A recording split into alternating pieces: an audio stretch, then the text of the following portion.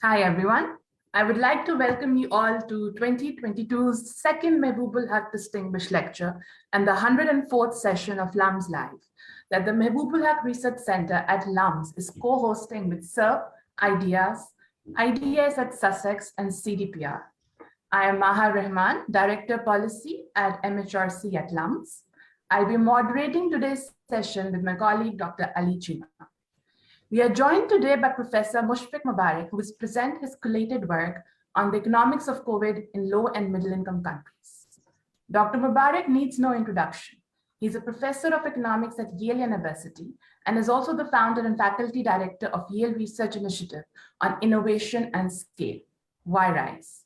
He conducts field experiments exploring ways to induce people in developing countries to adopt technologies or behaviors that are likely to be welfare improving. Dr. Mubarak has several ongoing research projects in Bangladesh, Nepal, Pakistan, and Sierra Leone. He holds a PhD in economics from University of Maryland. We are delighted to host him here at MHRC LUMS today.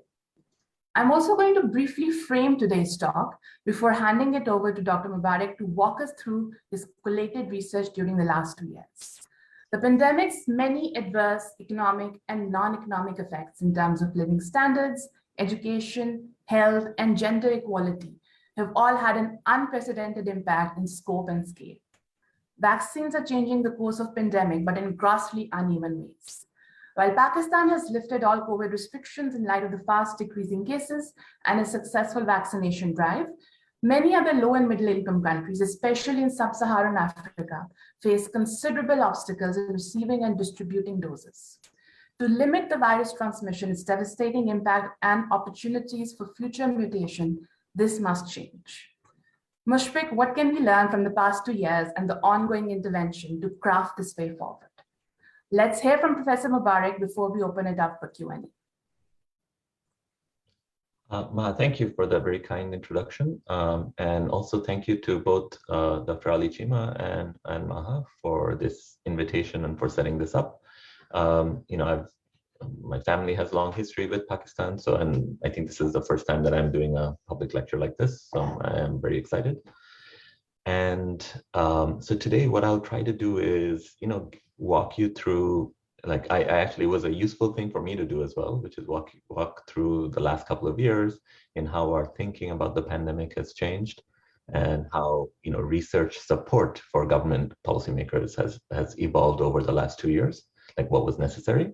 And then I also want to talk about what is still necessary. What do we need to do next? Okay, so that's, so it'll be a little bit of a, you'll see, I'll talk about many different, conceptual issues, but it'll be sort of a chronological talk almost of what was life like in March 2020 and what type of research support was required then, what was life like in 2021 and what was required then. The answers are going to be very different. Okay. So with that, let me share my screen. And also, beyond Dr. Cheema and Maha, both Ali and Maha have been friends for a long time, but also I should thank the LUMS Live team for setting this up. Okay. And I'll talk about lots of different work, and there's many different co-authors. So it will take me too long to just pause and name everybody. But there's even though I'm presenting, it represents the work of dozens of people. Okay. All right. So let me get started. Okay, so what I'm going to start with is how we were thinking about the pandemic and what we thought we needed to do right in late March of 2020. Okay, so the first thing that we realized was that especially in low-income, middle-income countries where I normally work, so Bangladesh was is a site for many of my projects, but also Sierra Leone in West Africa and Nepal, that these are countries that wasn't going to have sort of a robust testing system for COVID set up early on, right? And so that was one issue that we needed to figure out how to be creative in collecting data on what was happening with respect to the pandemic on the public health side and the epidemiology side. But on the other hand, it was also clear that especially in low and middle income countries with weaker social safety nets, that pretty soon this was going to be as much of an economic crisis as a public health crisis, right? So I know, we've had debates in the media and Twitter back then about economists should stay in their lane, but my answer is no. Economists have a lot to contribute here just because it is also an economic crisis. Okay, so we started this high frequency data collection where the idea was, look, we've been collecting data in all these countries, so we have access to statistically representative samples, or or we knew what adjustments we need to make in order to make statistically representative statements. And so we just shifted over to phone-based data collection instead of in-person data collection, right? To taking advantage of those pre-existing samples, and we collected both public health data, but also income data, right? And there, the purpose initially was, I don't know what we're going to do with this data. It was just initially descriptive. Let's keep everybody informed about what's happening around each of these countries, right? Because it's useful to know whether or not in Rangpur district versus Bogura district in Bangladesh, we have more of COVID prevalence. Yeah. And then since we're making all these phone calls, thousands of phone calls regularly, right, we thought that we should be using some of these phone calls to also pass on good messages. So we started some activities there. And there's lots of people in India and Indonesia that have also, like other researchers that have done things like this, right? Just how do we encourage better behaviors, right? And then the other thing that became important is that, early on in the pandemic, most of the information was coming out of the rich countries, US, UK, because those are the countries that got hit first. So unlike other pandemics like Zika virus or H1N1, etc., right? It was really rich countries that were hit first. Ebola was the same thing, where it started in West Africa, whereas this was unusual, right? And so what happens is, what I've noticed is that as soon as things hit rich countries, then that kind of sucks up all the oxygen in the international media. We just keep hearing about, what the US is doing, what the UK is doing. Now, those answers, whatever they're doing, may be relevant for countries like Pakistan and Bangladesh, but they may not be, right? And we needed to take a rigorous look at whether or not the predictions from those same models would change if we were to put in data from poorer countries or some of the economic realities in poorer countries, right? And I'll tell you a little bit about that. It turns out the answers are a little bit different, right? And then I'll tell you that, we were also trying to figure out, okay, are there creative ways for us to identify COVID hotspots, et cetera, like using data on who came into the country from Italy or from Singapore, like the early places where COVID had hit. And once they come into the country, which parts of the country, which sub-districts were they fanning out to, right? So the data could support that as well. So we try to do that. And then here's another thing that I'll actually wait till the end to talk about. I won't say too much about it today. Is that, one thing became very, very clear, that we needed to get money in the hands of poor people very quickly. So we needed to set up social protection systems and targeting systems. And that actually is very difficult. So as we know, in countries where tax systems are not as robust, where not everybody's filing taxes every year, it's really difficult for us to even identify who's poor and who needs support, right? And there you might be able to use creative strategies, using mobile phone data, etc., in order to identify targeting. And during the pandemic, there was really interesting work done by some co-authors in Togo on this. Okay? And then we also learned by collecting all this data. So as soon as you collect data, new questions come up. So that's where I'll talk a lot about today, like this idea of like the importance of distributing masks came up. Okay, so we'll talk about that. All right, so that's the overview of what was happening in like March, April, May of 2020. So let me start by giving you, what we learned early on low and middle income countries. Were they actually experiencing the pandemic differently? And should policy responses in those countries have been different? Okay.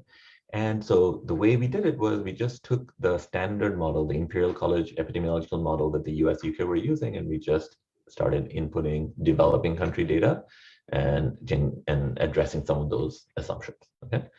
And so the answer you get is, yeah, actually poor countries should be thinking differently about this. Okay? And so that's what we wrote, but so there was an academic paper, but I also wrote in Foreign Policy magazine explaining why is it that poor countries should be thinking about this, about like a optimal policy responses differently. Now this foreign policy, I've now realized it went viral in the right circles, among policy making circles. and including policymakers in Pakistan. And that got me into a little bit of trouble. So, but let me try and explain the quick logic as to why is it that for poor countries, the modeling answers, the epidemiological model answers were a little bit different than they were for US or UK or Sweden. Okay? There were two big reasons that I'll just explain. One is, I'll give you the intuition part. So one is that the age distribution of the population in poor countries are very different than in rich countries. So in high income countries, about 18% of the population is elderly. In low income, it's only 3%. That's a 600%, six-fold difference, right? And it turns out that makes a big difference in these models' predictions because we already knew at that point that COVID was a lot more risky. You know, the fatality risk was a lot higher among the elderly, right? And therefore, the cost imposed by the COVID infections, the virus itself, was very, very different, okay? And the second reason is that, you know, you'll remember back then, we had this phrase, flatten the curve, right? The idea was that you don't want the curve of infections to go above like a healthcare capacity line. You don't want to exceed the number of hospital beds available, because then you get all these unnecessary deaths, like even non-COVID deaths, because people don't have medical care, right? So you want to flatten the curve and stay under. Now, the problem is that in Bangladesh, if the healthcare capacity line is all the way down here, even if you flatten this curve, right, you don't get to pretend, you don't get to prevent a lot of the unnecessary deaths, because either people get COVID now or they get it 3 months later, but it's not like 3 months later, some hospital beds or oxygenators, etc., will magically arrive, right? And so the benefits of social distancing also seem a lot smaller. So if the benefits are smaller, then you got to start thinking about costs as well, right? So do the cost benefit analysis. So that's where the data I was describing that we started collecting in March came in really handy, right? So this is, I'll just show you the data we collected in Nepal, right? And on purpose, I'm showing the data and the things that we reported in late March and early April, because I just want you to, in a chronological sense, get a sense of what we knew back then, right? And what we knew back then is that, okay, so here's this population that we were tracking in Nepal. This is all in 2019, right? And this tells you why, you know, it was important for us to collect data on these samples, because we had good baseline. And without baseline, it's really difficult to interpret post-COVID information, right? So with baseline, we see, okay, there's seasonal variation in the amount of work people have pre-COVID period. That's the variation. Like you see, it goes up and down a little bit. And as soon as Nepal locks down, here's what happens, right? There was an unprecedented drop in employment and income. Okay? And so it looks much worse than even like the lean season, traditionally thought of as the hungry season in Nepal, right? And you see that even though COVID happened during the harvest period, people's worries about food, their food insecurity shot up all the way to like the lean season period, the hungry period. Okay. And then when you ask people directly, what are your main concerns? Their health and safety, COVID, etc. Virus was not the main concern. They were directly telling us in rural areas of Nepal that the income shock and their food insecurity was the main concern. Okay. So this combination of lower benefits, higher costs, right, is what made me write this article that said, look, you know, policymakers in poor countries, rather than blindly copying whatever US and UK are doing, we really need to look at our own data and make sensible decisions that's protective of the poor, right? Because especially if policymakers are sitting in cities and people like us who can stay on Zoom and get our work done, right? We might make systematic errors that are more harmful, that might protect our health, but it's more harmful for the poor people in our countries. Okay, so now I also want to point out that while I wrote this article in Foreign Policy about poor countries, not thinking twice about social distancing, in that same magazine, I also wrote that in rich countries, that's not the case, right? For rich countries, there's always one right answer: just impose strict lockdowns to crush the virus and enable return to economic growth. And why is it different from rich countries? Because you know, if you have a strong social safety net where, you know, 99% of people have have paid taxes, so you know tax returns, you know who's poor, and you can, like anybody earning, like in the US, anybody earning less than $75,000, they can get a check, right? And in the mail or by bank transfer. There, you know, that social safety net exists. And here's what happens in rich countries if you compare comparing US, UK, and New Zealand. So the lockdown in New Zealand, this is this line, the dashed white line. So the lockdown in New Zealand was complete. So this is Google mobility data. So when they locked down, their mobility dropped by 95%. Okay, and when it dropped by 95%, they were able to basically crush the virus, eliminate the virus from the environment, and that allowed them to fully open back up so that New Zealand returned to normalcy in July of 2020. There was a second small wave, right, which was like, I don't know, 5, 10 extra cases. They locked down again, crushed it again, and then they returned to normalcy, and they didn't have as much of an economic and welfare shock during that period. Whereas the US, we never were that disciplined, right? When there was a lockdown, our mobility dropped by 50%, not 95%, right? And so the virus was never eliminated from the environment. And as a result, regardless of what the policy is, people don't like to go out when there's a virus, right? When they can afford not to go out.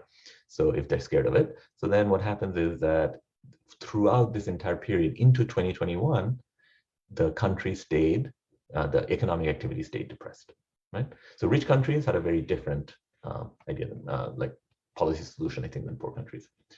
And then let me also say early on, like how can you be helpful to policymakers? So what we did was we said, okay, let's look at the airport disembarkation card data, right? We can identify exactly where people are coming from, who's coming from Italy, who's coming from Singapore, etc. And and in their disembarkation card data, we have addresses. So we know when you come from Italy, which districts are you going to, right? And then what we did was we said, okay, let's look at where those migrants return to. That's on the x-axis. And on the y-axis is some measures, some imperfect measures of COVID, like the distress calls coming in to the government hotline, etc. And you see a pretty strong correlation, right? So in the absence of data, we said, okay, look, we can use these kinds of creative approaches like migrant movement patterns in order to predict where COVID might be when there was no testing available in the country. And this is in Bangladesh back in mid 2020, right? So we ended up making these types of maps for government, saying that, look, if you're gonna pay extra attention, these are the types of places that appear more risky based on migration patterns. All right. Okay, so let me now move on to talking about what the aggregate effects were. So so next what we did was, okay, we were collecting data. I was collecting data in Bangladesh, Nepal, Sierra Leone. There were other researchers, like, for example, at that time, I know in parallel that I'm describing all of this, I remember talking a lot to Dr. Asim Khwaja, Adnan Khan, right? And they were working, and I know that they're Ali's close colleagues and co-authors, right? They were working hard along with other people at LUMS and CERP to try and provide policy support to government, both provincial and central government in Pakistan, right?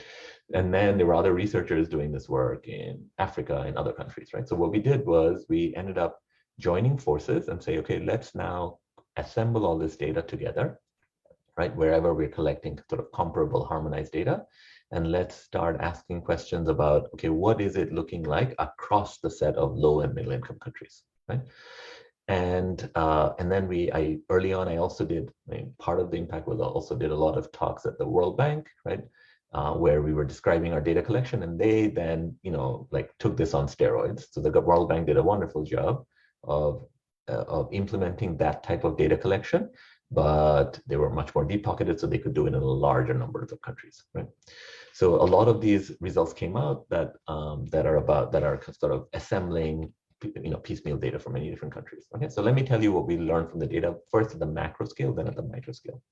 So the macro scale, turns out that this was an unprecedented shock. So this is GDP, global GDP growth, okay, and the fluctuations in it. You can see, the recessions, the global recession in 1973, the Great Recession, from the banking system collapse in 2008, 2009, and COVID was even a much bigger shock than all of those things. Okay, that's at the macro level. And at the micro level, right, we ended up reporting these data in a peer-reviewed article, putting together data from 15 samples in 9 developing countries. And these are the countries we studied. These are the samples that we had and the countries that we had, right? And what we learned from these data are, one, that the drops in employment, drops in income were quite stunning. So between 8% and 87% of respondents across these different samples report a drop in income, and the median drop was 70%. Right? 100 would be here. Everybody had drops in income. The median was 70%. And then the second thing we learned is that even though like there was a big drop in income, right? Of course, not everywhere did it translate into equally large drop in food insecurity. Some places had better social safety nets than others, right? But in a lot of countries, especially in the poorer half of the samples, right? Poorer countries and poorer half of samples within poorer countries, they also had large drops in like the most basic thing of food, right? So there was massive increases in food insecurity measured as people reporting missing their meals or reducing portion sizes, right? So that's a total failure of the social safety net, right? So normally economists would think about consumption smoothing. It failed to happen, especially among the poor, right? All right, so that's what happened overall. And then in specific countries, we also started reporting on specific issues of concern. So in Sierra Leone, Kenya, this is drops in in looking at firms and drops in profits of firms and revenues of firms, right? This is looking at household expenditure. So you actually see that food expenditure, even though people were more food insecure, food expenditure was going up, suggesting that prices were increasing, right? And you can see that clearly here. So food prices were going up at the same time. Okay? So basically the expenditure tracks the prices but the quantity of food was going down, right? So those are the types of like firm specific or household specific outcomes. And then let me tell you about another dimension of specificity, which is look, of course, we know that there's seasonality, right? So sometimes, COVID might have hit a country during the harvest, during a good lucky period. Sometimes it might have hit a country during a lean period, right? So when I look at the data post-COVID, okay, I can't actually tell, oh, is this because of the COVID pandemic shock? Or is it because of the seasonality, right? The normal seasonality, right? So what we then did was, look, these are the blue dots are what was happening during the COVID period. And then the black line is the previous years of data, right? So this is food insecurity. And you see that during the lean period, food insecurity goes up. And this is like the blue dots are for 2019, like this current year. And you see 2019 looks like a regular year, right? Then what happens is, as soon as the lockdown hits in 2020, then it starts looking different, right? So the shock that we see, so you basically have a difference in difference, right? You have the actual shock netting out what the normal year shock is, right? So you can see the COVID effect here. And why is this useful? Because like it turns out like Nepal was lucky in that COVID hit during a period where food insecurity is generally low, not high. Right? It would have been much worse if it hit during this period because people had some grain stocks, right? Now, but this also meant that, look, even though you're doing okay now, people are not complaining that much, right? That, this graph in the next year also goes up here, just like this. Like from June, it goes back to July, no?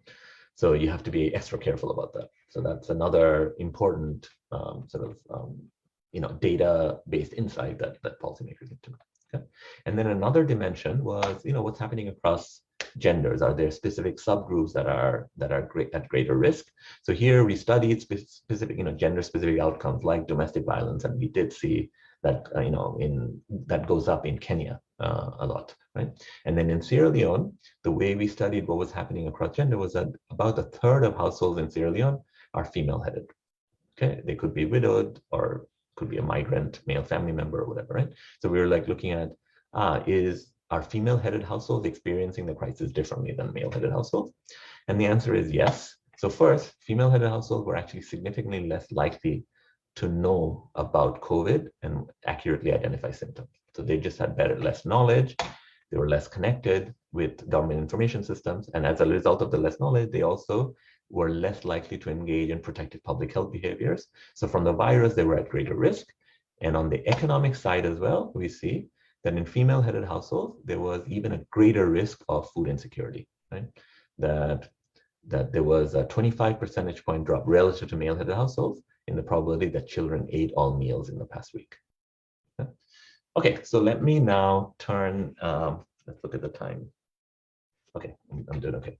So let me now turn from describing these economic shocks and economic effects of COVID early on, to now, okay, what the solutions are. So here I'm going to start talking about masks and vaccinations. So I want to use the second half of my talk to just talk about like how do we bring this pandemic to an end, right? Masks were extremely important in late 2020, early 2021, right?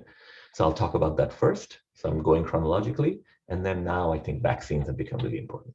Okay. All right, so let's talk about masks, and this is going to be in two parts, like because the work happened in two parts. The first part is research, which is that we needed to establish that masks actually work and that you can get people to wear masks. So I'll talk about that research first, right? How do we establish those things?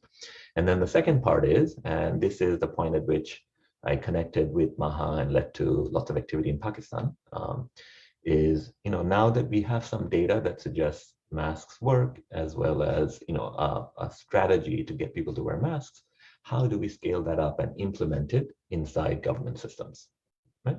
So we'll talk about the mask work in those two phases before I move on to vaccines. Okay. And so what happened is the early research, the first stage research was done in Bangladesh, and that was done by Yale on the social science side, Stanford Medical School on the epidemiology side, and Innovations for Poverty Action in Bangladesh, right? And then after the research was done, we started doing this kind of implementation scale-up work, and that's where we picked up many important partners. LUMS was a very important partner in Pakistan, the Center for Social Behavioral Change, and JPAL in India, and SEVA, and a big NGO working out of Ahmedabad in Gujarat, and BRAC in Bangladesh, along with the Ministry of Health, was our important partner. Right? So there was research and then implementation. So on the research, why is it that we were talking about masks? Because it was a first line of defense, and at that point we did not have vaccines. Right? When you don't have vaccines and you really needed to prevent like the types of spikes that we saw in April 2021 in India and Nepal, right? We needed people to wear masks. Okay? So we set up the research to ask the following question. One is, how do we get people to wear masks? And number two, does it reduce COVID-19? Okay. Why did we have to do number two? Is because the science on that actually was not clear, and the World Health Organization was refusing to give clear guidance on masks until they got clear, by their own words, like clear evidence based on a randomized control trial, right? Which didn't exist. So we set out to provide that. And in fact, in order to raise the money rapidly, we did have to talk to the chief scientists of the WHO to figure out what questions they wanted answered. And this is the question they wanted answered. Along with one other question, which is that they were worried about, like, okay, we don't have evidence on masks. What if, that gives people a false sense of security when we tell them to wear masks, and then they stop doing other things that we know work, like social distancing. So then we also designed our trial to answer that question. What happens to social distancing when you promote masks? Okay. And then third is when we'll talk about scale up. Okay, but let me talk about 1 and 2 first, the research. Okay. And so the research was a very large scale cluster randomized control trial done in rural Bangladesh. We collected data from almost 350,000 adults across 600 villages in Bangladesh, right? And we tested different mask types. I'll tell you, from the engineering portion of our research team, what we learned. Okay? And the first stage outcome was, let's try to figure out how to get masks worn persistently and consistently. Second stage, what's the impact of COVID-19? For that, we have to collect blood samples and do what's called seroprevalence surveys, right? To look for COVID antibodies in people's bodies, both in villages where we promoted masks, as well as control villages where we did not. Okay? So this second stage outcome is what, because it's really statistically difficult to measure precise changes in COVID antibodies, that's why we needed such a large sample. That's what was a limiting factor for power, right? But since we had this large scale requirement, that gave us an opportunity because we had so much data, right? Such a large sample, that gave us an opportunity, rather than doing a 2-arm trial, right? We ended up doing something like an 18-20 arm trial where we tested many different strategies to get people to wear masks to see what stuck. Okay, and so in the interest of time, I won't talk through all those strategies. I'll just jump to what are the 4 strategies when implemented in combination led to persistent increases in mask wearing. And that 4 strategies together, one was we did door-to-door mask distribution. Okay, every single household in the community. Okay, So that's the N. So we call it the norm model because we think it changes norms around mask wearing. So the N is for no-cost mask distribution. And when you're distributing masks, we're also offering information. In this case, we made a little video that the Prime Minister of the country, the director of the Imam Training Academy, and the best cricketer we've produced, Shakib Al Hassan, which many of you will know, they recorded videos for us. And then for the M is like basically we also had to do secondary distribution in mosques because that's a epidemiologically risky place, right? People are standing shoulder to shoulder, especially during Jummah prayers, right? People are in close contact. So we wanted to make sure that there was secondary mass distribution, that everybody walking into the mosque would be wearing a mask. And that gave us an opportunity to work with the Imam and his team to explain why this is important, to get him to endorse the concept, and also have him during the khutbah say something about why this is important, right? And it wasn't only the Imam, we also had to make sure to work with all local leaders, like local political leaders, like Union Parishad Chairman, which is the locally elected leader in Bangladesh.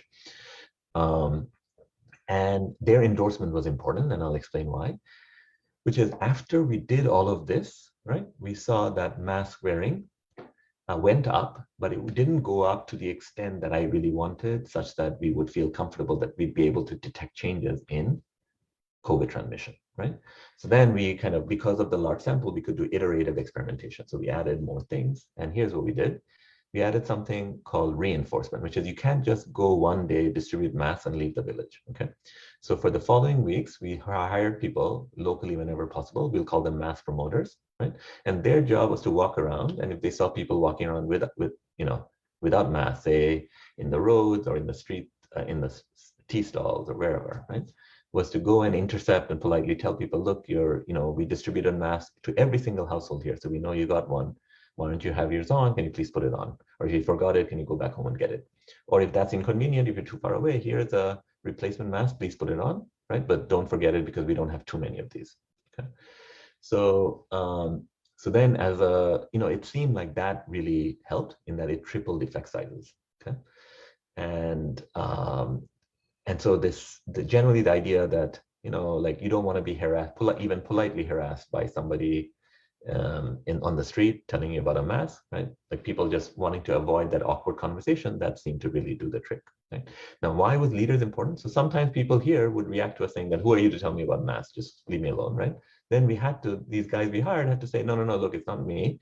The chairman, sub, or the imam, they're all behind this. Everybody is. That's why like these things are actually complementary, right? You can't do one without the other. So you have to do all these four things together. And what was the effect? First, it tripled mask usage. And importantly, the impact was sustained, right? So you see, this is the data we collected over 10 weeks, that it wasn't just like the day that we distributed masks that people were wearing it. We had a separate team surreptitiously observing mask wearing passively, right? Just by sitting around with smartphones. And they observed mask wearing remaining significantly higher in treatment communities relative to control, including periods after the program, our intervention ended, right? So people kept their masks on, okay? And then the WHO was worried about, if you do mass promotion, maybe they won't physically distance anymore. It was the opposite. What we find is that in the intervention villages, it actually increased physical distancing by a statistically significant 5 percentage point. It didn't decrease it. So people seem to take everything more seriously once you do it, okay? And there was a lot of other things that we tried that were sensible to try from the marketing, psychology, economics literatures that just didn't have much of an effect here, right? That's why I focus on those four things. Right? The second stage outcome, so we have this first stage outcome, which is the 29 percentage point increase in mask wearing.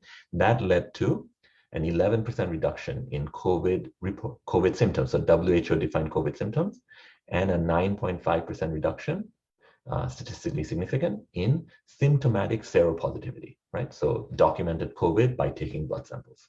Okay, so the 30-point increase in mask wearing leads to about a 10-point decrease in COVID, okay? And then we also looked at like the effect sizes across different age bands, and you see that the largest effects happen to be among the elderly, right? This didn't have to be the case, but it was lucky that it was the case because this is the population you worry about the most, right? This is where COVID is most fatal. And I was very happy to see that this intervention was able to eliminate about a third of all COVID cases among the elderly people above the age of 60. Okay? And then from the engineers, we learned something. As I said, we tested cloth masks in some villages, surgical masks in others, because at the beginning, there was true equipoise. We didn't know which one would work better. Okay, but what we learned over the course of the project is that all of us, including me, the research team, became much bigger fans of the surgical mask, right? And the reason is that filtration efficiency is higher, and also from the seropositivity tests, the blood samples, this produces much more precise estimates of effects. Okay? But people had an idea that you should throw this away because this is a one-time use. So we put a sticker on it with the Bangladeshi flag on there that says in Bangla, you can rewear this mask, wash this mask and reuse it. Okay? So that was another, this was one of the lessons that surprisingly a lot of people that was their main thing that they took away from the project, that we can reuse surgical masks. Right. So now I'm done with the research. So let me talk about scaling activities, right? So how do you have policy influence and how do you scale, right? So the first part I want to say is that you of course want to directly go and talk to policymakers, but it's also important to just get the word out, right? And we did that by, first of all, writing the paper, right? And then dealing with lots of complaints about the paper, both from the left wing and the right wing, especially in the United States, because where mask wearing was extremely politicized, right? So people had very political takes on our study, right? But then also not only publish in an academic scientific journal and get it peer reviewed, but also write directly in various media. So both international media like New York Times, Washington Post, but also The Economist, right? The Atlantic, but also like local media, right? And around this time, so I mean, of course, there was a lot of coverage in Bangladeshi media, but we also tried to cover India, Pakistan, Nepal, and many other countries where mask wearing was important. And in fact, Maha and I and a co-author in India, Sachit Balsari, who's a professor at Harvard Medical School, we wrote a joint op-ed that was published on the same day across India, Pakistan, Bangladesh, Nepal, to urge people to cooperate on data, evidence, and implementation strategies. Okay. And another way, okay, so that's media and publication. Another way to have impact is to talk directly to decision makers, international decision makers like the CDC and WHO, right? So, thankfully they did pay attention. So their updated mask guidelines, right, then cited our study, and they did change their guidelines as a result, right? And there's a different set of people who pay attention to this. Like this becomes really important, for example, for legal cases on mask mandates in various states in the US. So that's also important for us to communicate with through this separate channel, right? And then the third one is to directly work with policymakers in the countries where we think this is most relevant. And this is the stage at which, this is around April of 2021, we now have many, but not all of the results from the Bangladesh mask trial I described, right? But the world was on fire, India was on fire, right? Like people dying on the streets, not getting access to hospital beds, right? So that's when I aggressively reached out to any connections I had anywhere.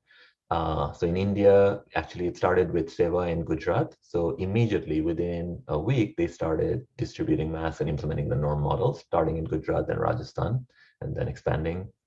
And then we connected with other state governments in various parts of India. Through the Gates Foundation, we had contacts in Nepal. Of course, Bangladesh was easy for me, that's where I'm from. And then, so during the pandemic, Maha and I had been exchanging Twitter messages on data, so I had that connection. And so I reached out to her first, and she then reached out to government in Punjab, in Khyber Pakhtunkhwa, and the Lahore city government, right? So these are the various partnerships we developed in order to now distribute masks. So now this is not, the main goal here was not research. The main goal was, look, if you don't want to collect data, that's okay. But the main goal here is that we need to, the data from Bangladesh are clear enough such that we have an ethical responsibility to try and get masks out to people. Okay? So what did we, and why do we have Haynes here? One of the things we learned is that people were willing to do it. They believed the results, right? But there were very practical challenges, such as we don't have that many masks, okay? So then the other sort of outreach I started doing was going around begging people, mostly in richer countries, right? We need masks. And we now have a model, we can distribute it, and we have a model such that people will consistently wear it, right? Let me show you those results. And Hanes, this, the T-shirt company in the US, they came through. It might have been for their own selfish reasons. I mean, they had like large quantities of unused masks, hundreds of millions. And then we said, like, we'd be happy to take it from you and distribute it. So they did give it to us. So the Hanes mask, a lot of it went to Bangladesh, but I think now, I don't know, Maha can update the numbers, but I think we've had millions and maybe more than this number. I don't remember how many that were also delivered to Karachi port, and then that went to the Lahore government. Okay.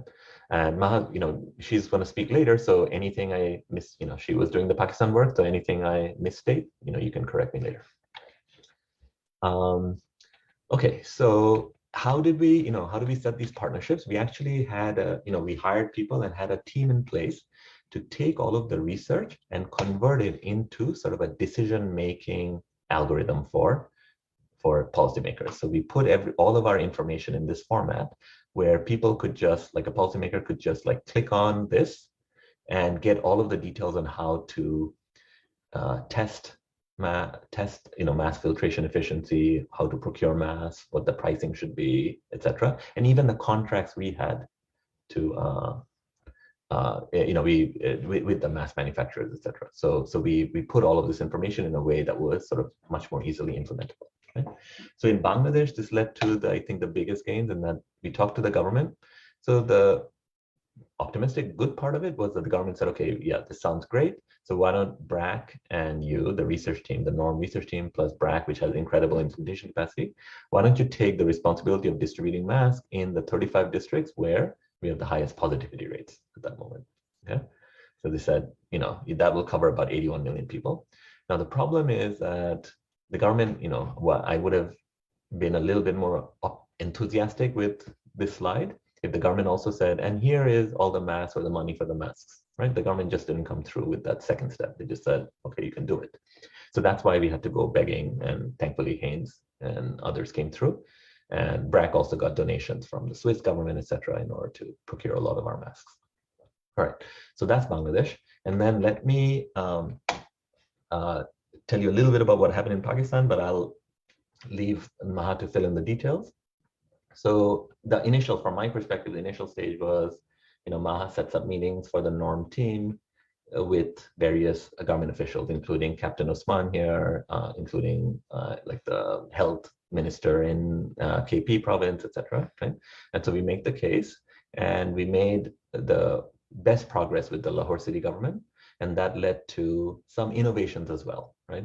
So it was mostly about implementation, but the innovations here were that, it's in a city setting as opposed to a rural setting. You don't need to go door to door. You can just use Pakistan Post in order to more cost effectively distribute these masks, right? And so basically, again, the data we should be looking at here is what the effect of the program is, as well as what the cost effectiveness of the program is, right? Because both our intervention was not as intense as it was in Bangladesh, but the cost also was not as high as it was in Bangladesh, right? Yeah, so based on the numbers I've since seen, so Maha should talk about the details because she's been working on this. But based on the numbers that I've since seen is that it looks like the effect sizes were small, but the cost effectiveness was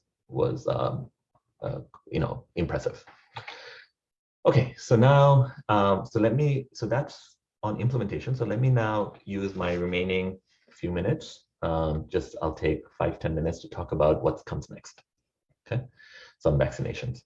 So this is now what's required is vaccinations, right? We're past mass and we have vaccines available, and there is huge global inequity in vaccine access. So this is what it looked like in April 1, 2021, the vaccination rates. Only, North America, Western Europe were getting vaccinated at the time. Since then, there's been a lot of progress. Like if you look at Latin America is filled out, East Asia is filled out, right? Where we're lagging a little bit in South Asia, and Middle East, but Africa looks really bad, right? So a lot of my attention has therefore shifted to work in Africa, because of the colors on this map. Okay? So what are we doing next? So one is our randomized control trials to figure out if we can come up with a model to promote vaccinations in remote rural areas. And the other thing that we're doing in Bangladesh is now as you might have seen in newspapers, the big debates are around whether or not we should require masks in schools, right? So we're trying to run a randomized control trial to understand the effects of masks in schools, not only the health effects, but also like kids' cognitive development, intellectual development type effects as well. Like we gotta balance those two. Okay. Right. So now if you're going to promote vaccination, then you want to answer the question, why is this happening? Right? We need to first theorize about why are vaccination rates lagging in low and middle income countries. So let me tell you about the three leading theories that are out there that people have been talking about. So number one theory that like scholars in Africa, policymakers in Africa have been complaining about is essentially rich countries have withheld vaccines from them. Right? There's been international supply chain failures, and there is something to it, right? Like we were giving in the US, we were giving more third dose boosters at a time when Africa was not even getting first doses. Okay? So there's definitely something to that, and we need to ramp up manufacturing and distribution to poorer countries. Okay, so now but however, like that's one view. But then of course, then rich countries and pharmaceutical companies, they would be to blame. And what do they say, right? Their answer is, actually no. We could distribute vaccines there, but vaccine hesitancy is so high that it would just go unused. So we see cases where like it just doesn't get used and it expires, and this is not a worthwhile activity, right? Because things don't actually get implemented, right? So because hesitancy, in their language, hesitancy is so high that it wouldn't be good use of our activities, right? So as a result, so when we heard this, so I basically went out to collect data on vaccine hesitancy. So here, the way we did it was we put together a large team that collected vaccine acceptance versus hesitancy data from about 15 different countries. And Pakistan was also included. So in this list, you'll see some Pakistani co-authors. So Pakistan was also included in this particular study. And so what we learned was, So what we learned was that, we had 13 low and middle income countries, mostly in Africa, South Asia, Latin America. And then we had the same data collected in United States and Russia as benchmarks, as comparison points. And we learned that COVID-19 vaccine is higher in every single low and middle income country we studied compared to US, and much higher, their vaccine acceptance, much higher than the US and much, much higher than in Russia, right? Among the low middle income countries, actually the lowest COVID vaccine hesitancy, like after Russia, US, was Pakistan. But part of it is the US's fault with the vaccine rules that they had that has led people to now be worried about, why, whenever somebody like injects something, right? And okay, so basically on the face of it, this argument that people are vaccine hesitant just doesn't seem right, okay? So why is it that we're seeing doses get wasted?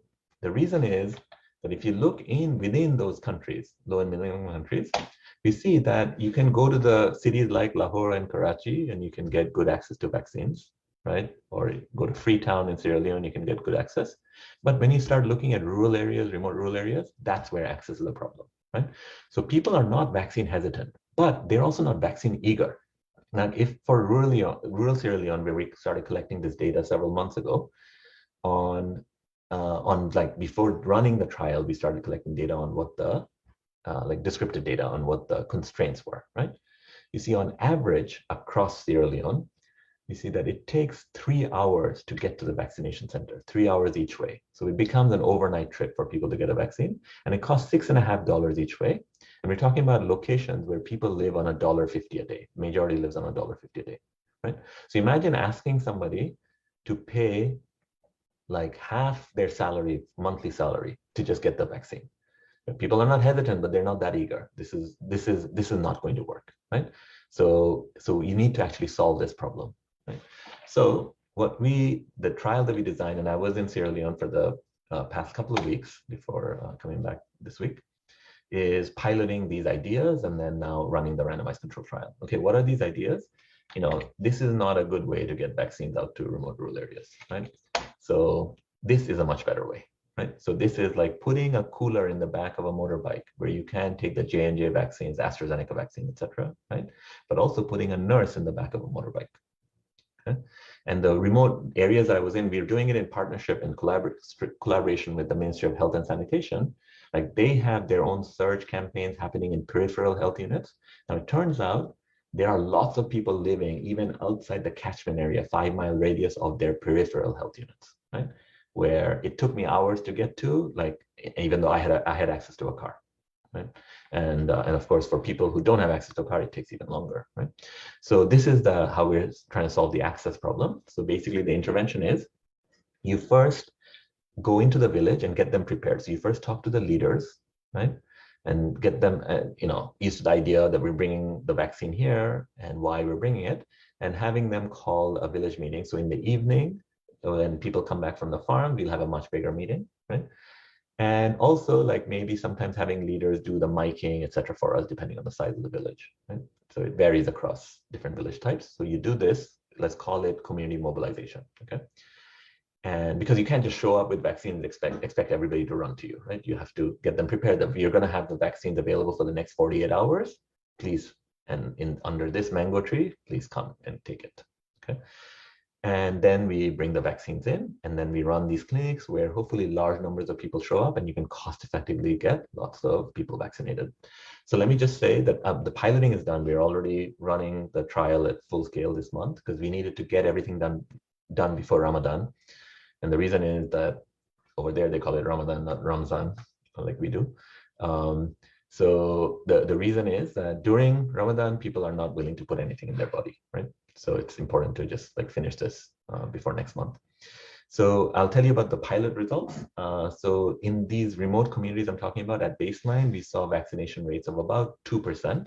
So like 1 or 2 people who might have gone to the market or something might have gotten access, like randomly, in a piecemeal basis. But in the 48 to 60 hours of activities that we do that are in these pictures, we've been able to move vaccination rates up to 40 to 55%. So 2% to 40 to 55% within 48 to 60 hours. So I think the cost effectiveness actually looks really good, right? And the government already, the Ministry of Health already seems convinced, but we want to also, wait for the randomized controlled trial data before I start pushing this on every other country, even though the Ministry of Health in Sierra Leone seems convinced. Okay.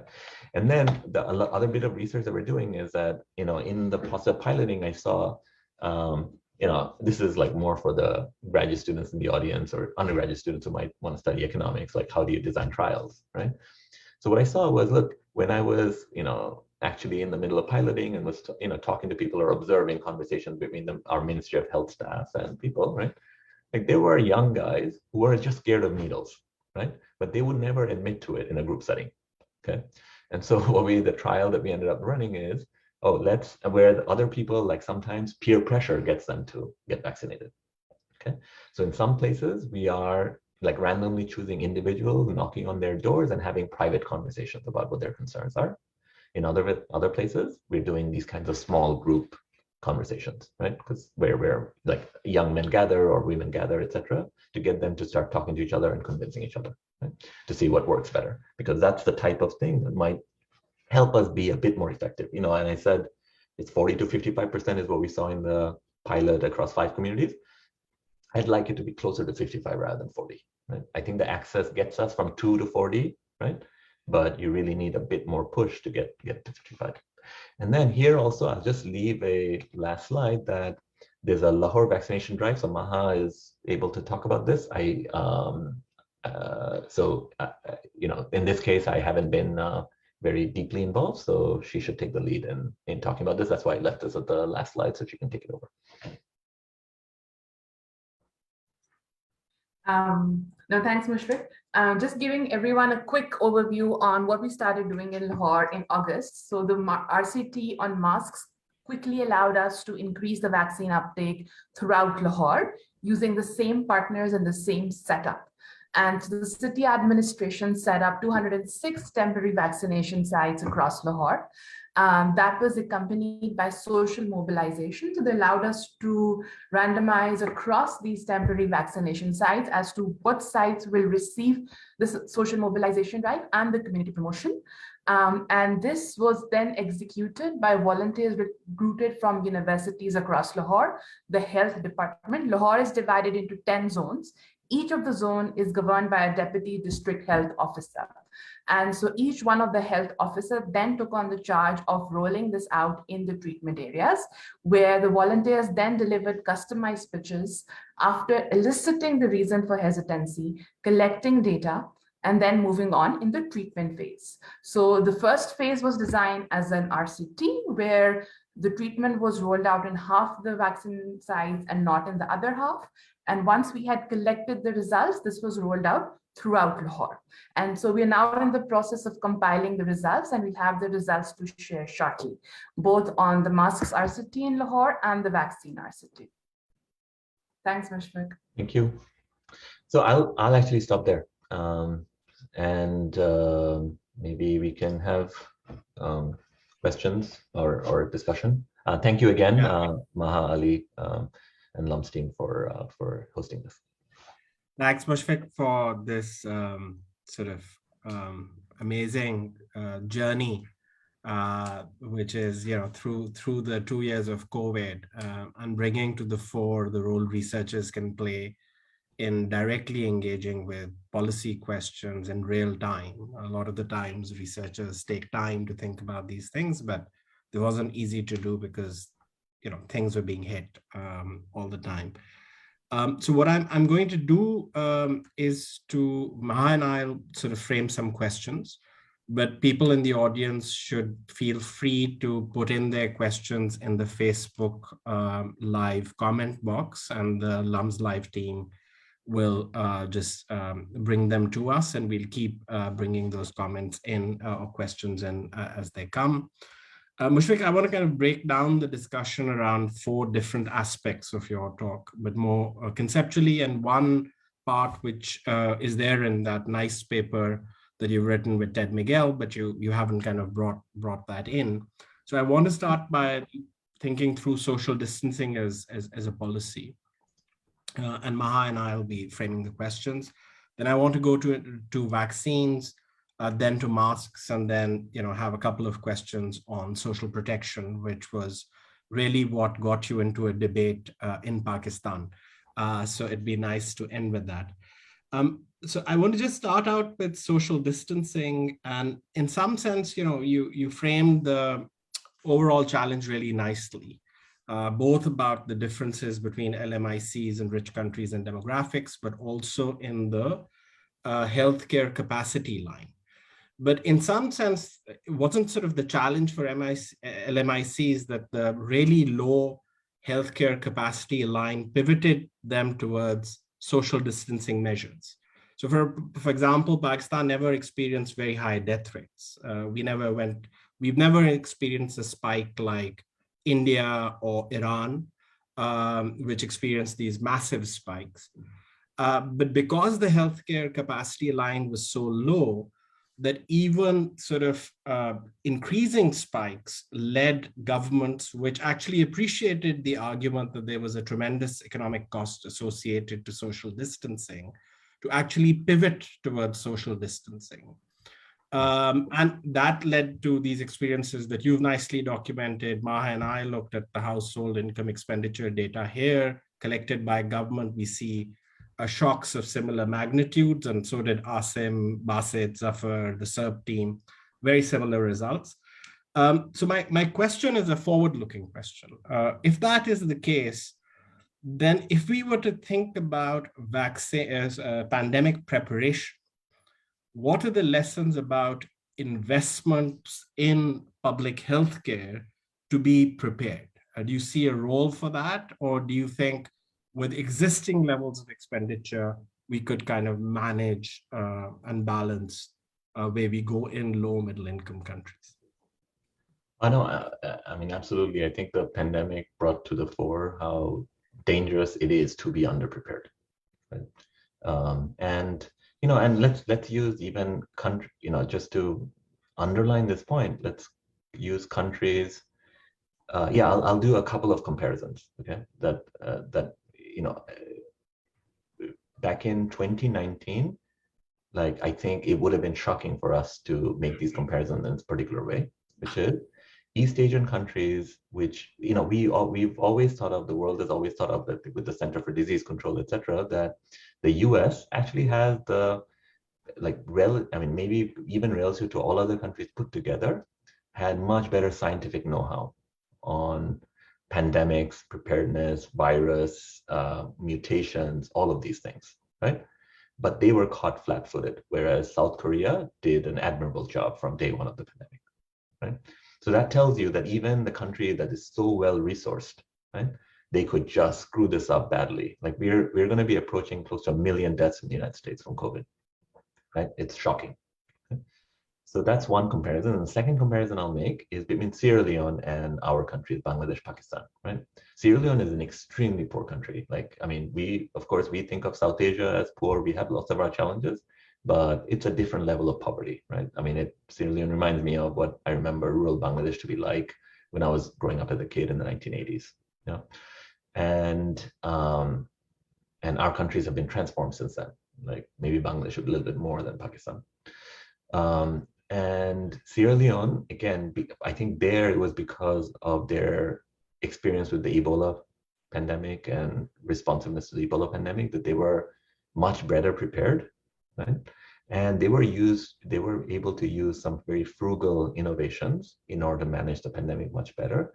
And I wish that countries like Bangladesh, Pakistan, India had looked towards Sierra Leone at that time, and we got more information from what West Africa was doing to manage this pandemic, right? Rather than just looking at what South Korea, US, UK are doing, which are a lot of strategies that it's not easy for us to replicate, right? Given our capacity constraints, right? So there again, I think, going back to something I said earlier, that as soon as the pandemic hit the rich countries and that sucked up all the oxygen in the international media, like, I think we were kind of a little bit inadvertently misled because we were just looking towards the West, whereas we should have been looking towards, capacity building under more frugal settings, right? And that also tells us, preparedness. So Sierra Leone experience tells us that preparedness does matter, right? And therefore, Ali, the short answer to your question is that, we need to make those investments, right? We can't let this opportunity go wasted, right? So that it doesn't hit us like this again. And I really like your point about Ebola. One of our kind of partner institutions to this webinar series, IDS, was very deeply involved in the Ebola response in these contexts. The second question I want to ask under this kind of theme about social distancing, and then I'll hand it over to Maha to ask her question, is really about targeted lockdowns. So there seems to be a consensus, and there's a nice paper by Daron Acemoglu on this, which you also cite, which is really that if you look at the cost-benefit analysis of targeted lockdowns, they seem to be much better, right? It would make intuitive sense, but we have kind of theory behind it as well. But despite the fact that there was a clear evidence, it was really difficult to actually implement, right? A lot of countries paid lip service to targeted lockdowns. Yeah. So I wanted to, ask you, in your experience, what was going on, but I want to particularly hear about kind of behavioral challenges. And I love that cross-country graph from rich countries about sort of social distancing compliance, that sort of compliance levels with these measures were very different in New Zealand to the US. But to tie that with kind of the challenges around targeted lockdowns. Okay. I'm glad you mentioned the graph. My son actually made that one, so I'll tell him. Okay. That's my free research assistant in the home. Right. It's not child labor because I don't pay him.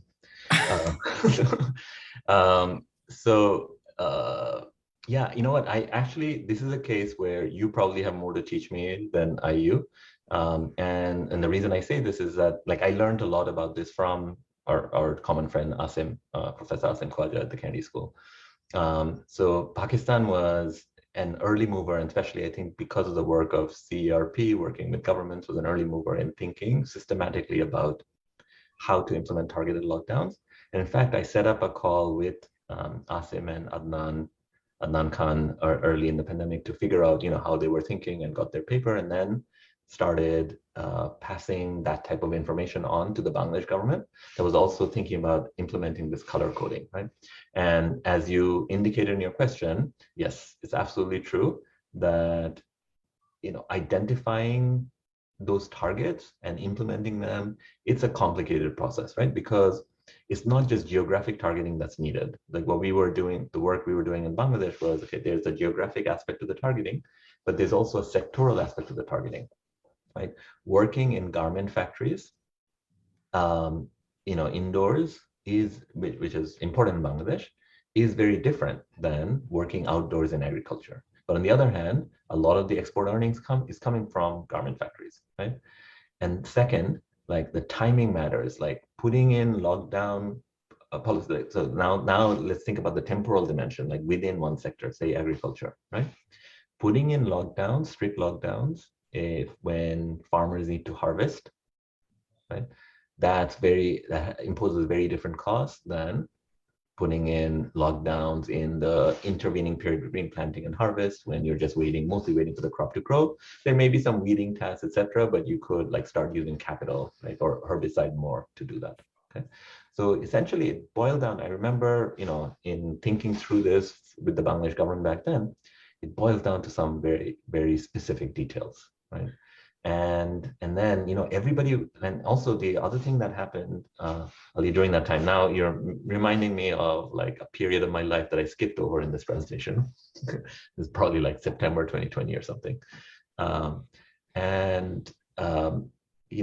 remember just like getting people to think carefully through this and implement it, where everybody's just trying to fight all these other fires, right?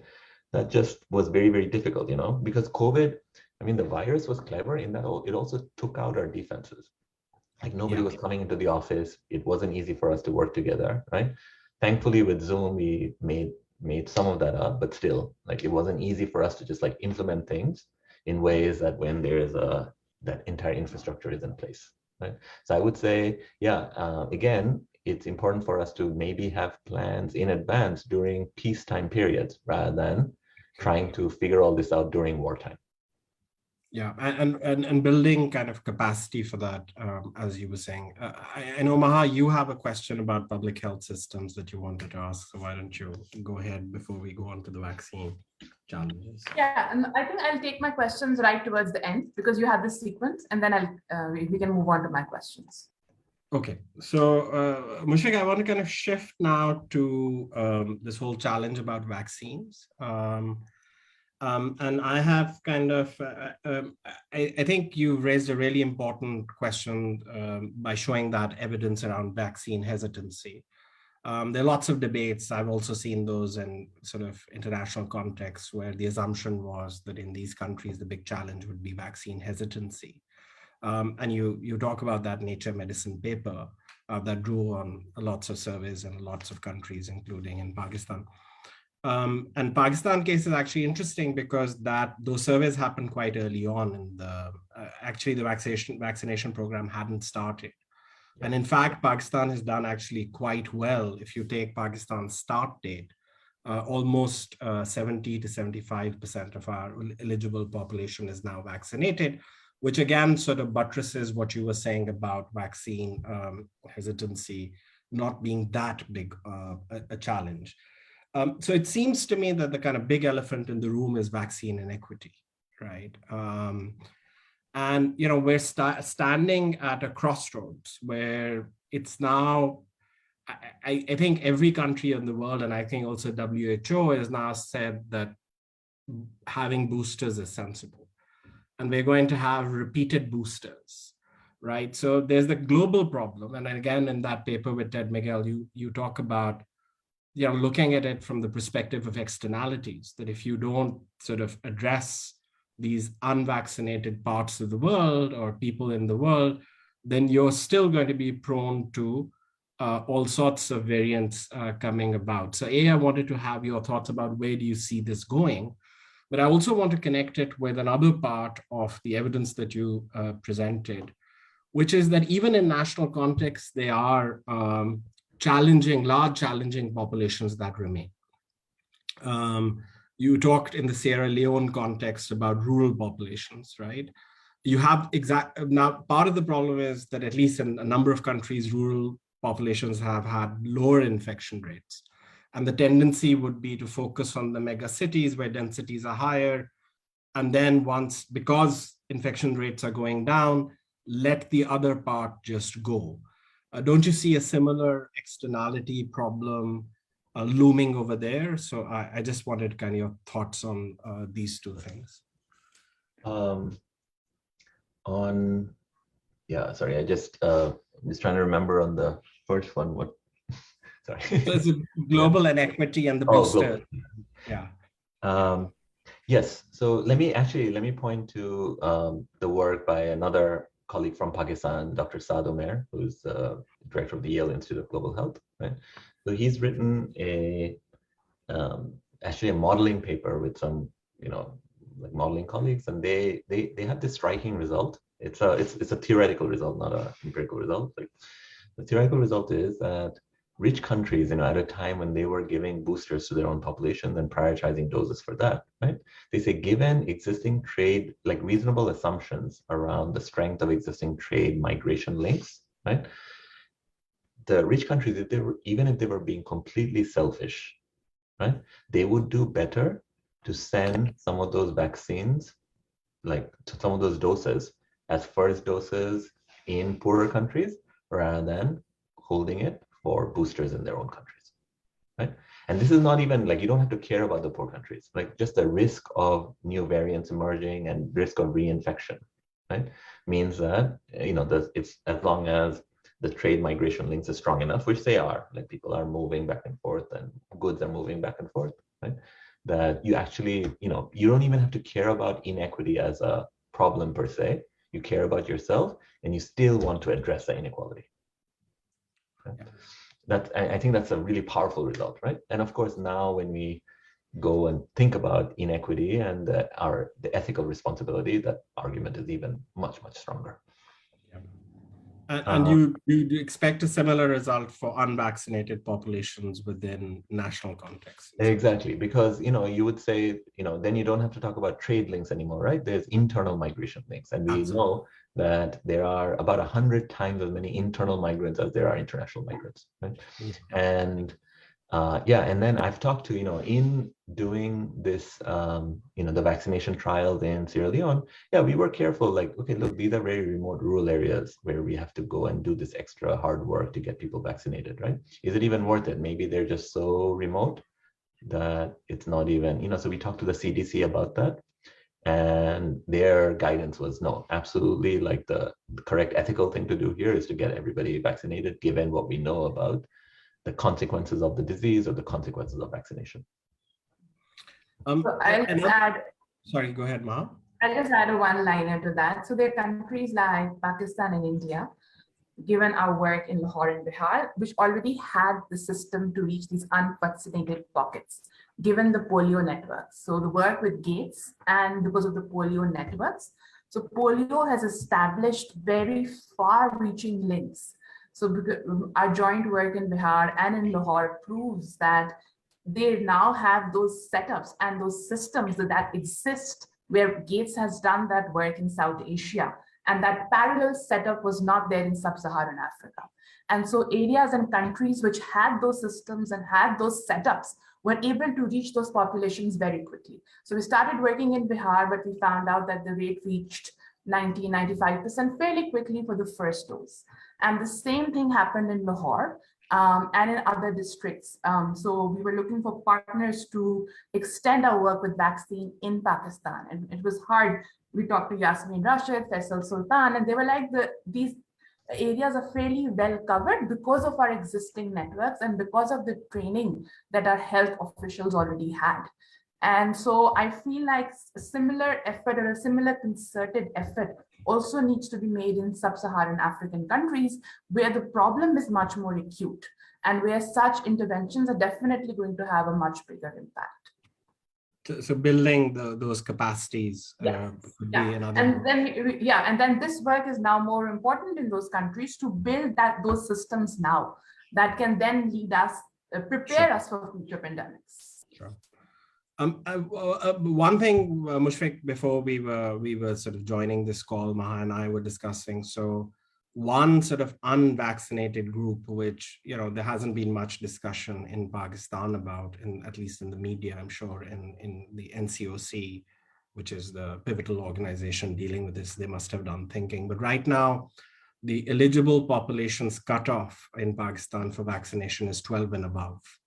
Right. So again, if you look at this number, about 70% of the eligible population is vaccinated, but around about 58% of the total population is vaccinated.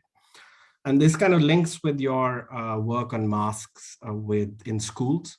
Mm-hmm. Do you think this is kind of an important future direction to really take the eligible, we have now vaccination available for 5 to 11-year-olds. And there's vaccine developing for 6 months to 5 years. Is that an important thrust? Otherwise, those could be also groups that can have potentially high rates of transmission. Right. Yeah. I mean, it's kudos to the pharmaceutical companies for continuing to do that research and testing out the safety and efficacy of these vaccines in younger and younger populations, right? And yeah, I do think, even though, of course, I've been a mask guy for almost a year, I'm turning myself into a vaccine guy.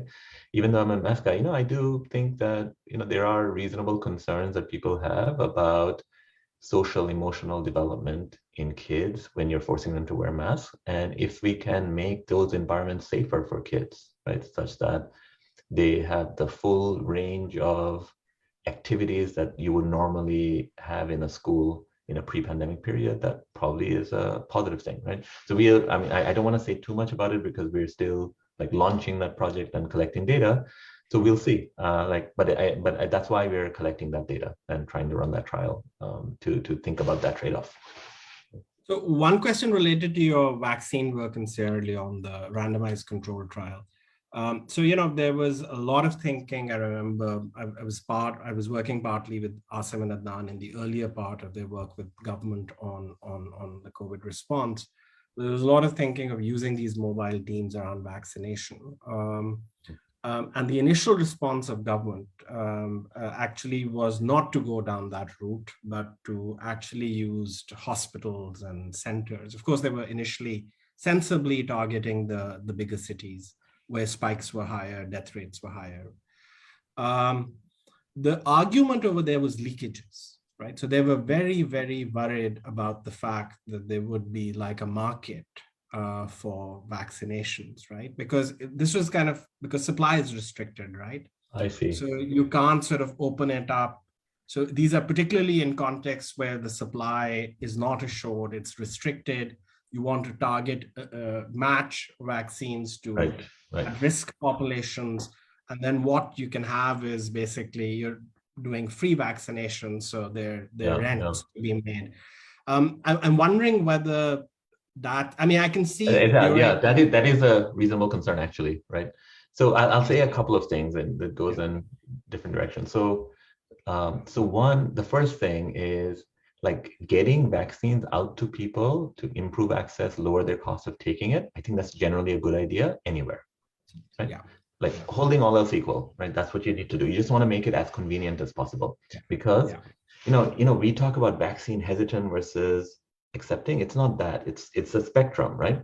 It's not that there's not many people who are vaccine eager, not many people who are vaccine hesitant. Most people are like vaccine indifferent. If you come and put a needle in my arm, fine, right? But don't tell me to like go sell my goat in order to go, get a vaccine. Okay. Yeah. So we just want to improve. That's why we want to make it just as convenient. And so you take away the thinking and the planning process for people, right? Which is something, like normally pre-pandemic, that's what I work on, which is how do you get people to adopt products, behaviors, technologies that we think are good for them, make it convenient. Okay. The second thing I'll say is that, okay, if there is so if I just stop there, you might interpret my statement as saying, okay, then let's just make it convenient. Let's not worry about the like whether there's leakage and wrong people are getting a vaccine, because if somebody takes it, that's better than nobody taking it, right? But here, let me tell you about some results that I didn't present here. It's not published yet. And so this is actually work with Dr. Saad Omer. So we did this together, where we looked at variation across all US states, because there's variation from state to state to state, like Texas, California, Florida, they had different policies on who can get vaccinated first, right? So some states, they prioritize healthcare workers, right? In some states, they prioritize the elderly. In other states, they prioritize what they call first responders, including K-12 teachers, right? Okay. So then because of this variation, then what you can do is look at that natural variation and look at, okay, how do fatality rates and infection rates respond to that variation? And we find very, very clear evidence that prioritizing the elderly was much smarter than prioritizing like teachers, for example, right? Yeah. So that is making me think then, yeah, there is something to the leakage problem, right? With leakage story you're telling, which is that it is consequential to get vaccines in the right arms and not just, especially if you have limited supply and you want to get it in quickly to prevent deaths, right? You want to get it into the right arms more quickly. Yeah. So my final question on the vaccine things, and then we can talk about your fascinating work on masks, is kind of Michael Kramer's idea about advanced market commitments, right? I mean, again, a big elephant looming is global inequity in vaccines. Perhaps it's too late now for this round, but thinking about setting up sort of advanced market commitments for LMICs with global funding, which is targeted for that purpose, do you think that might be a good approach for preparedness? Yeah, well, first of all, I think, like in general terms, Michael Kramer's idea of advanced market commitments is one of the most impressive, consequential policy ideas to have come from any economist ever. Right? And it's very well thought out. I mean, it just gives you the best of what academics can contribute to the world. Right? And so anything that comes out of Michael's mouth, like I would listen carefully. Right? But I can actually tell you about what I would hear from the horse's mouth, because we collaborate closely, especially during this pandemic period now. So he was working with the US government on this Operation Warp Speed, etc. Right? So the approach that they took was basically that, I mean, like for a pandemic that's affecting the entire global population and where lockdowns have trillions of dollars of economic cost that have been estimated by other macroeconomists, right? That we should just like massively overinvest in every single possible strategy, even if we're uncertain, right? We don't have to worry too much about, oh, is this going to be a wasted investment? Because like this will be the fourth vaccine, not as effective as some other vaccines we might get, right? So the strategy, the optimal strategy that they argue for, and Susan Athey, Michael Kramer, and two co-authors wrote a New York Times op-ed on this, is like massively overinvest, right? Just go after every single possible avenue. Right? That's the right strategy from an economic cost benefit standpoint. Right. So Maha, do you have any questions on vaccines? Otherwise, I'm going to move to masks. No, but I would like to lead with the question on scaling RCTs across. So let's start the next section with that. Yeah, so sure, go ahead. Yeah. Mushfiq and I have had this conversation internally. So the masks experiment in Bangladesh led to scale-ups across South Asia, some just implementation, some research and implementation. So extending the more rural model into urban areas. And then there were other research questions. Similarly, the vaccine work across Bihar, Sierra Leone, Lahore, that leads to that will then be scaled up in rural and urban locations across. So what are the lessons that both the masks and the vaccine work generates for researchers and that they can learn from in terms of how to scale up programs like he did for the mask program, and now he's doing it for the vaccine program.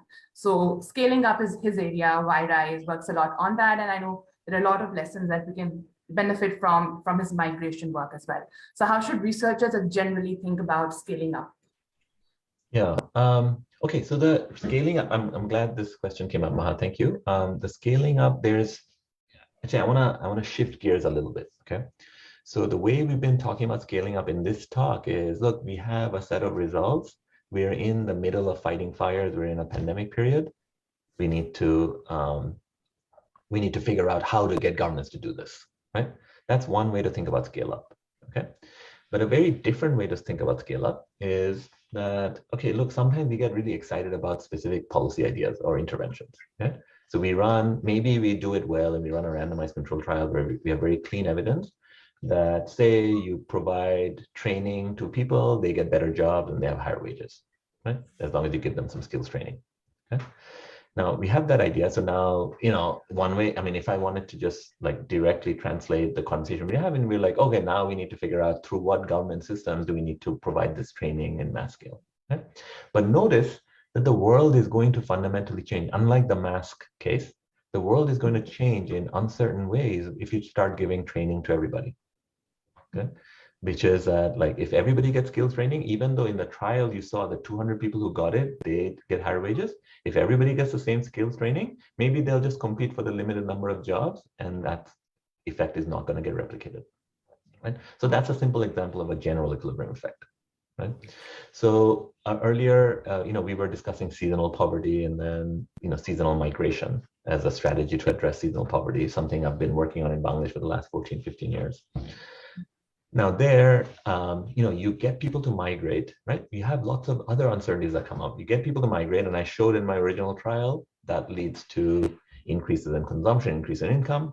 Great, like it addresses seasonal hunger, right? But notice that it also leads to family separation because, the father migrates away from his children, away from his wife. Okay, that might change family relationship. That might have unintended consequences that are sociological or public health or in totally different domains rather than the consumption, right? And, that family separation has welfare consequences, right? And this is not a case where we can just say, oh, then we should just collect data on these other consequences. Yeah, sure, we can collect data on divorce rates or domestic violence, right? But we cannot collect data that goes and asks people, oh, tell me how much you miss your kids. And now tell me the dollar value of how much you miss your kids so that I can put that in my cost benefit analysis. Right? That would be nonsensical.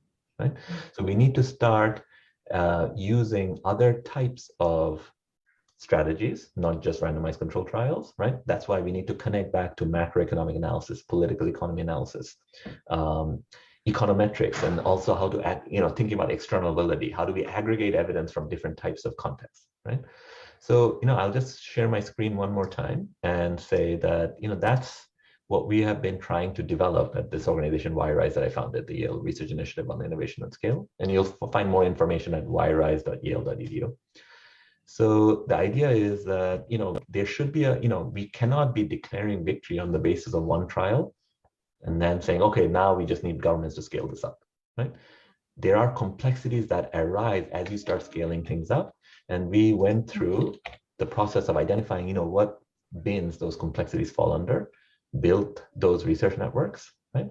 And now what we're doing is trying to apply that type of analysis, in the process of scaling up so that evidence-based policy is truly evidence-based, that we don't declare victory on the basis of one trial. We just continue to collect data and do it responsibly.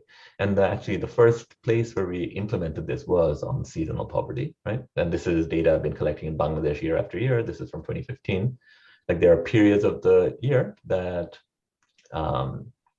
where seasonal hunger goes up, and this is what I'll end up talking about in my talk in Karachi, the IBA Karachi, next week. So I just have one question on this, and then just a couple of questions on social protection, Mushfiq. So Maha's talked about and you've really nicely laid out the challenges of scaling up. But coming back to the scale up of this particular trial, the MAS trial, what I was wondering was that, what do you learn about the importance of context, right? Because these are cross-country or, cross subnational trials. And, you start off with a very rural setting, and you in Lahore, in Pakistan, you go into the second biggest metropolis. Yeah. So, what's... Yeah, no, great. Of course, so this is, I would say we would call this like an external validity concern, right?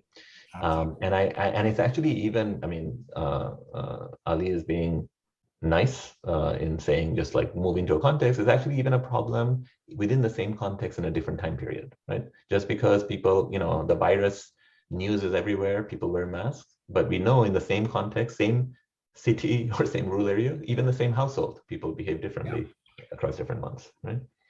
And so we have to be careful. Like if we really need persistent mask wearing, we need to be careful about things like that. So I mean, here, as I alluded to earlier, some of the things we learned, simple. I'll just give a couple of simple examples. That you move from rural Bangladesh to Lahore, right? We learned that we can actually save costs on distribution. Distribution should look very different, right? And that you might, in an urban area, you might have access to other data sources or administrative data sources that might help you target more cost effectively, right? So I think the important thing is, I mean, and maybe let me make a general comment. The general comment is that like learning should not ever stop, right? You move to a different context. It's not like, oh, we did this in Bangladesh, we're done. Therefore, you just now do it, right? You just now implement. It's more that, yeah, we did it in Bangladesh, it worked there, we collected the data, you do it, but at the same time, let's continue to collect data so that we can course correct as necessary. I think that's the general lesson, regardless of whether it's this pandemic or the next pandemic, masks or vaccines. And I think in that sense, the RCTs in social sciences are of a slightly different nature than medicine, right? I mean, once you have like a tested efficacy of a vaccine, you can deploy it. You may tinker, but here you have general equilibrium effects, you have external validity concerns, and so on. Yeah, so I mean, encouraging people to seasonally migrate is fundamentally more complex and complicated than giving somebody a deworming pill or even a vaccine, right? Yeah. But even then, I agree that the relative statement you just made is absolutely correct. But even then, in public health and medicine, for a lot of things, right, efficacy is not the same as effectiveness. Yeah, absolutely. So I just want to move towards the final couple of questions around social protection, because we haven't talked about that, but in your first slide, you had that nice box over there. And in your paper with Ted Miguel, I mean, the two things that really stand out, one, if you look at the shock, and this was showing in your slides too, within the countries you were surveying right after the pandemic, the social distancing shock, you see that sort of the shock happens across all SES categories in some sense, right? So it's not it's just disproportionately, and it's affecting employers and employees.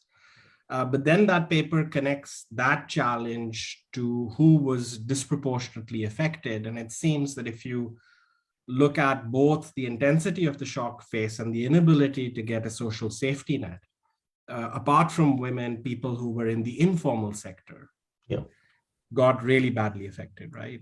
And we found similar things in Pakistan, that it was actually non-agricultural workers, basically, who had a very large effect.